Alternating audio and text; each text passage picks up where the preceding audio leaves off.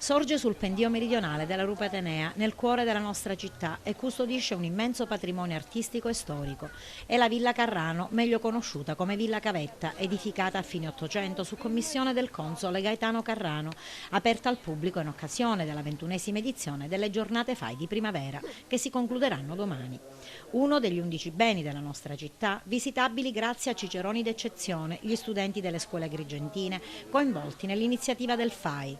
Uno dei beni più belli che ci possano essere, tuttavia un bene, un patrimonio a noi sconosciuto. Pensi che io ho sempre fatto questa strada e mai ho visto questa bellissima villa. Tu da quale scuola provieni? Provengo dal liceo classico Empedocle. Un privato apre un bene personale in occasione delle giornate FAI.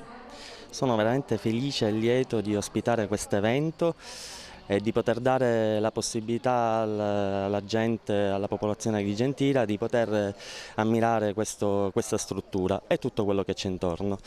Spero che la cosa sia stata molto gradita e che si possa ripetere negli anni a venire. Perché si chiama Villa Cavetta? Ecco, si chiama Villa Cavetta perché sorge all'interno di una piccola cava di pietra arenaria di biocalcarenite, così come diciamo, il costone roccioso alle spalle della villa. Stavi spiegando ai ragazzi, qui siamo davanti alla tomba del generale Carrano. Chi era? Allora sì, esattamente, Gaetano Carrano era innanzitutto il proprietario di questa villa Cavetta ed era il viceconsole di Svezia e di Norvegia recatosi in Girgenti perché era un commerciante di zolfo e successivamente fu anche sindaco della città dei Templi. Gaetano Carrano è sicuramente un personaggio a noi poco noto in quanto era di origine campana, quindi non nacque propriamente a Girgenti.